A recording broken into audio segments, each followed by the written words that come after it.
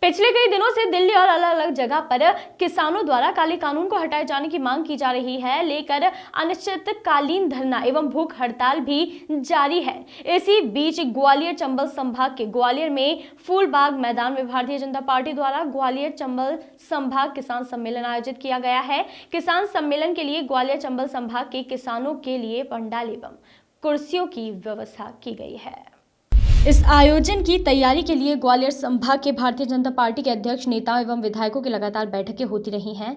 किसान सम्मेलन में शिरकत करने पहुंचे ज्योतिरादित्य सिंधिया, भारत सरकार के कृषि मंत्री नरेंद्र सिंह तोमर एवं औद्यानिकी और खाद्य प्रसंस्करण राज्य मंत्री भारत सिंह कुशवाहा, कैबिनेट एवं ऊर्जा मंत्री प्रद्युम्न सिंह तोमर, पूर्व विधायक मुन्ना लाल गोयल, ग्वालियर सांसद विवेक नारायण शेजवलकर, पूर्व महापौर समीक्षा गुप्ता, पूर्व मंत्री लाल सिंह आर्य, भारतीय जनता पार्टी के जिलाध्यक्ष कमल माखी जानी विशिष्ट अतिथि मौजूद रहे। कार्यक्रम की शुरुआत सरस्वती की प्रतिमा पर माल्यार्पण कर की गई। तत्पश्चात कार्यक्रम की शुरुआत होते ही केंद्रीय कृषि मंत्री नरेंद्र सिंह तोमर ने कहा कि केंद्र सरकार किसानों को पलोवान नहीं देना चाहती है। सरकार किसानों को आत्मनिर्भर और अधिकार संपन्न बनाना चाहती है। कृषि कानूनों के जरिए प्रधानमंत्री श्री मोदी किसानों को संपन्न बनाने का प्रयास कर रहे हैं। पहले लोग किसानों के ऊपर से दलाली खाते थे, वह अब लाभ किसान को ही मिल जाएगा। पहले किसानों को अपनी उपज पर निर्णय लेने का कोई अधिकार नहीं था, लेकिन इन कानूनों के लागू होने के बाद अब के साथ स्वयं निर्णय ले सकेगा। किसान आंदोलन की तरफदारी ऐसे लोग कर रहे हैं जो कर्ज माफी का झूठा वादा करके किसानों को धोखा देते हैं।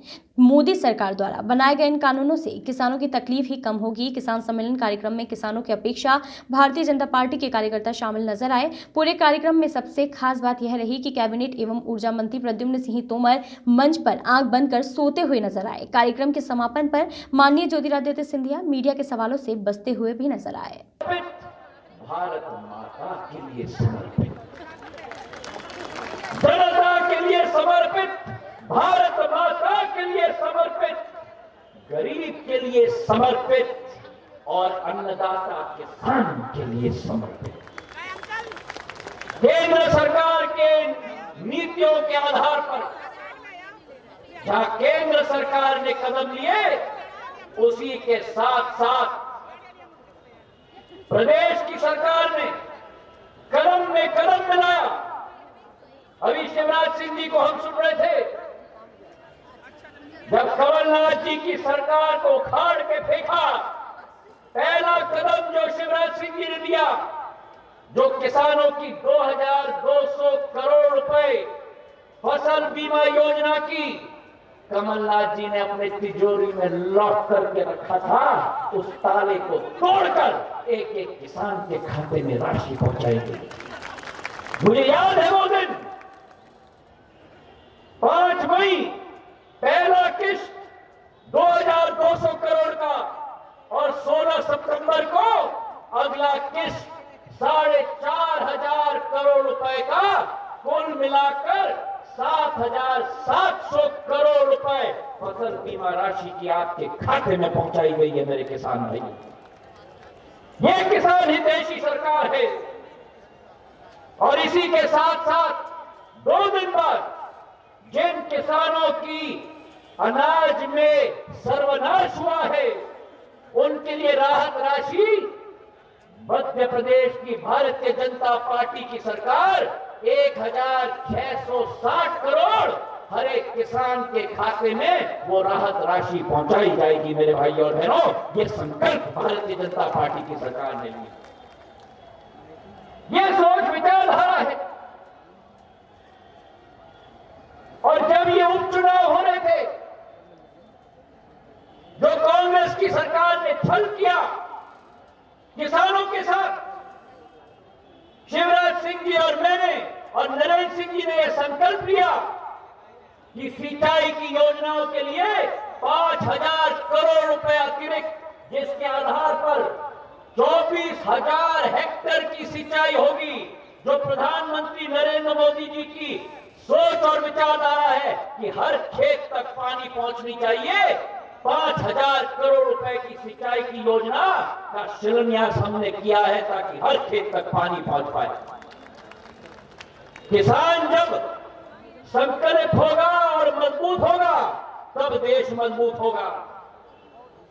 और जो कानून आज लागू किए गए हैं, 3 कानून, देश को आत्मनिर्भर करेंगे। विपक्ष आज बैठा हुआ है, पीछे से आग फूंक रहा है इस आंदोलन के आधार पर। क्यों? क्योंकि कांग्रेस पार्टी की एक ही सोच है कि अच्छा ना करेंगे ना करने देंगे। जो एक नई सोच और विचारधारा है, जिस सरकार ने समर्थन मूल्य नरेंद्र सिंह जी तोमर के मंत्रालय ने 1.5 गुना करके दिया है कोरोना काल में, वो सरकार किसान के हित की सोच रखती है। देश भर में इस 3 कानून के आधार पर जहां एक तरफ सोचो और विचार करो, आज उद्योगपति उत्पादन करता है तो अपने उत्पादन को देश भर में कहीं भी बेच सकता है, विदेश भी बेच सकता है। व्यापारी, छोटा दुकानदार अपना उत्पादन कहीं भी बेच सकता है। लेकिन आज ये वातावरण देश केवल 86% किसान, जो छोटा किसान है, अगर उसकी ताकत नहीं बढ़ेगी तो देश की ताकत नहीं बढ़ेगी। और इसलिए मोदी जी ने 10,000 एफपीओ बनाने का कार्यक्रम प्रारंभ किया। इस पर हम लोग 6,850 करोड़ रुपया एफपीओ के लिए एक तरफा केंद्र सरकार खर्च करने वाली है। एक एफपीओ में 300 लोग होंगे। थोड़ी देर के लिए मान लें छोटा किसान 5 बीघा का है, तो 5 बीघा का रकबा उसका बहुत छोटा है, वह कोई बड़ी रिस्क नहीं ले सकता। लेकिन अगर एक एफपीओ में 300 किसान जुड़ जाएंगे तो 5-5 बीघा के 300 किसान होंगे, तो उनकी खेती का रकबा 1,500 बीघा का हो जाएगा। 1,500 बीघा पर जब वो एक साथ मिलकर खेती करेंगे, एक प्रकार का बीज डालेंगे, एक साथ खाद डालेंगे, एक साथ पेस्टिसाइड उपयोग करेंगे, तो एक जैसी फसल पैदा होगी और वो फसल का वॉल्यूम ज्यादा होगा, उनकी गार्डनिंग कैपेसिटी होगी और इसके कारण वो कहीं भी जहां अच्छा दाम मिलेगा वहां अपने उत्पादन को बेच सकेंगे। एग्रीकल्चर के क्षेत्र में बड़े गैप्स बाकी है, जो अधोसंरचनाएं वो गांव में नहीं है। अगर वेयर हाउस गांव में नहीं है तो किसान वेयर हाउस की उपलब्धता का लाभ नहीं उठा पाता है। गांव गांव में वेयर हाउस पहुंचे, गांव गांव में कोल्ड स्टोरेज पहुंचे, गांव गांव में ग्रेडिंग मशीनें लगे, गांव गांव में इलेक्ट्रिक प्लेटफॉर्म खरीदो फरोख्त के लिए खुले। इसके लिए 1 लाख करोड़ रुपए का इंफ्रास्ट्रक्चर फंड यह मोदी जी ने तय किया है।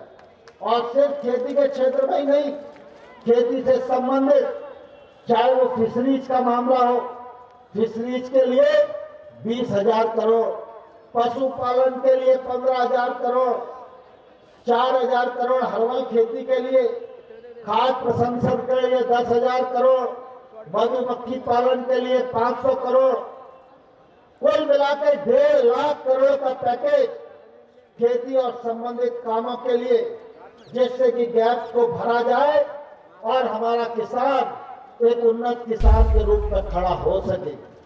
इन सारी चीजों को एक साथ उपयोग किया जाए, क्रियान्वित किया जाए, लेकिन जब तक कानूनी बंधन नहीं टूटेंगे तब तक इनका लाभ किसान को नहीं मिल सकता।